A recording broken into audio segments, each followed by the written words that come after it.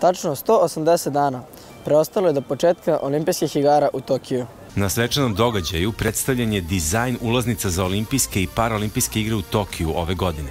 Boje i simboli su napravljeni tako da podsjećaju na popularne boje i oblike iz japanske kulture.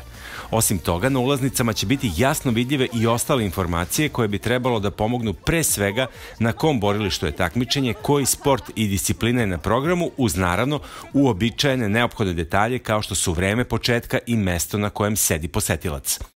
Kao gosti na ovom svečanom događaju pojavili su se kanuistkinja Monika Seiru i streličar Matt Stutzman.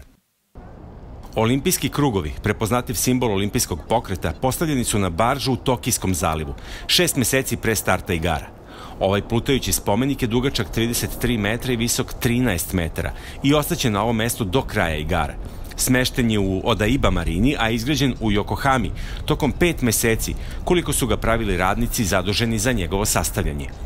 Već je privukao pažnju prolaznika koji fotografišu olimpijske krugove pokušavajući da u kadar istovremeno stave i ostale simbole grada kao što su Dugin most ili Tokio toranj. Snimci će biti pogotovo zanimljivi noću, kada krugovi i čitav spomenik budu osvetljeni. Samo 8 minuta trajalo je okupljanje uglavnom kineskih iseljenika u Njujorku, koji su tako svojim sugrađanima hteli da predstave i najave zimske olimpijske igre u Pekingu 2022. Uz ples i muziku, gostovanje poznatih osoba lokalne zajednice, razne suvenire, maskote i svetleće panoe, naravno uz pandu kao još jedan prepoznativ deo kineske kulture, svi koji su bili prisutni pozvali su zainteresovane da dođu za 2 godine u Peking.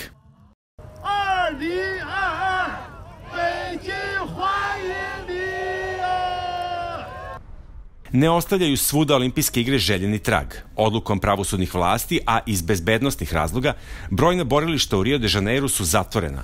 Olimpijski park se uglavnom koristio za organizaciju koncerata, ali sa obzirom da se objekti nisu održavali, postali su praktično neupotrebljivi i opasni. Federalna vlada je objavila da će se žaliti na odluku. Za održavanje su zaduženi vlada, Olimpijski komitet, lokalne vlasti i neke privatne kompanije.